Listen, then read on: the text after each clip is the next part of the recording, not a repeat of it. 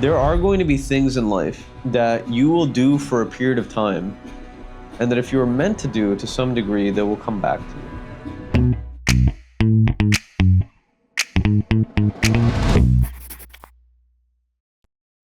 A personal story that I'm going to go over is the one of me getting into painting in particular.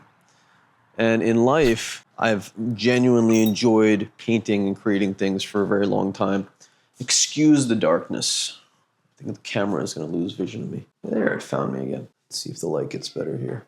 Yeah. So I've loved creating things for a long time. And what that's meant for me is that I am naturally predisposed to actually finding new creative things to do. And painting has been one of those things that I got into a while back. I've always been a gullible, fairly impressionable individual. And that's my awareness of, really, I guess my curiosity in life, my awareness of, I don't know, the things that I believe I should be doing. Let's see if my camera, goddamn camera. I also need some light here. God damn it, I need a lot more light. Maybe if I put myself over here, 1 sec. What about now, camera? Is there light? Very dim light. Strange. I wonder if it's by, how's that? That's a little better lighting. A little better lighting. Oh, I have this thing over here. Let's see if my gimbal can follow me. Oh, I got to the end of its shit. How's that? How's that lighting? There you go.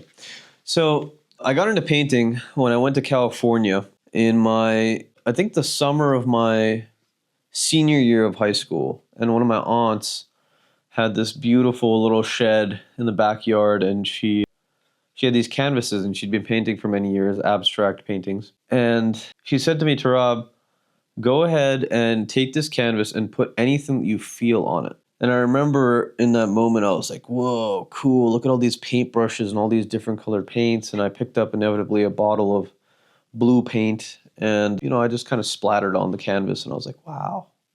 This white space is now taken up by something cool. And so I made 2 paintings there during the summer. And I went back home and I was immediately like, bro, I need to pick up some wood or glass or anything and start painting on it. And I did it very intermittently for a fairly long time. I think for now it's been about, let's see, all of my college years, all of my dental school years. So that was about 9 years, 10 years now. I've been painting. And I can't say I'm particularly great at painting. I mean, I paint abstract things, for God's sake. I tried realism for a little while, and it was cool.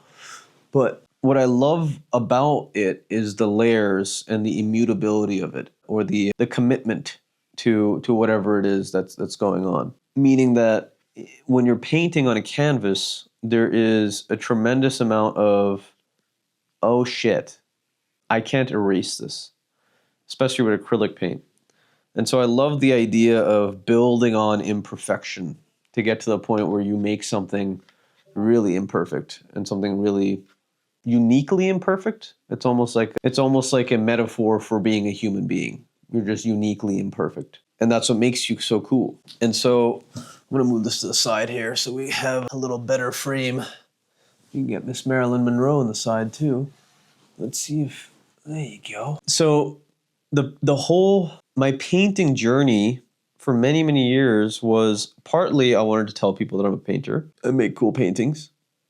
Partly that I would get like stoned over the years or something and make a cool piece of art. And partly because I liked the idea of making something that was uniquely me. And I still love doing that. What I've realized is over the course of getting busier, and busy is not always good. You can be doing, what was it? You can run in place, but that doesn't mean you're going somewhere. By virtue of getting busier, I have stopped almost altogether. After making like 30, 40 paintings on these massive canvases, investing probably like a couple $1,000s or something on materials, I've realized that it's something that I love doing and enjoy doing it, but only when I have a sense of freedom about me. And it's something that I want to get better at, but I'm not putting a lot of time into. So I'm telling you the story to tell you that there are going to be things in life that you will do for a period of time, and that if you're meant to do to some degree, they will come back to you. And there was many stints of like months or whatever over the course of my last 9 years where I kind of dropped the whole painting thing. And I got into music and I started creating music with people in college, got into a band, still make albums once a year. Actually, the next one's coming out in August. Emotional journeys, the emotional substance of life. Super, super, super important. And as I've gotten so busy, I've gotten so far away from that. And I feel myself returning back to that pocket. I remember writing in my little note on my phone in senior year of dental school that if I could play music and I could paint every single day, that I would be happy. That genuinely I would enjoy life.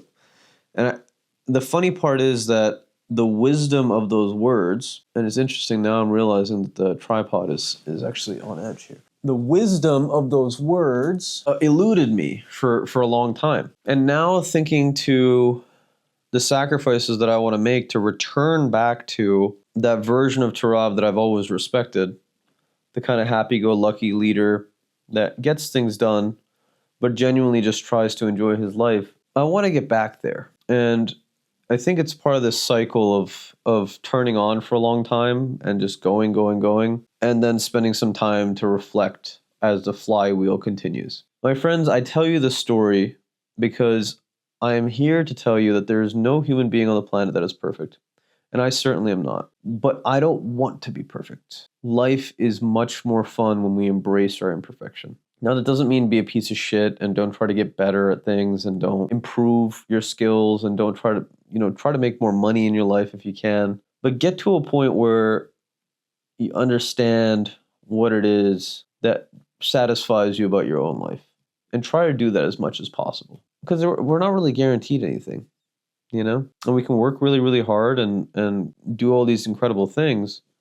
But at the end of the day, we go to sleep in our own head to some degree, and we wake up in the morning with our own soul. And so I'm in a place in my life where I want to get that back, where the grind is so, so important, and it's going to continue, but that it should have the elegance, the grace that leads to a life well remembered by the person living it. So hopefully that helps. And hopefully whatever it is that you're letting go of or that you want to bring in again into your life, hopefully you have the courage to admit that you don't have it all figured out and that it's okay to not have it all figured out. To pursue it anyway. To pursue your own imperfection. Actualize your potential catalyst. This world needs you. Take care of yourself. I'll see you next one.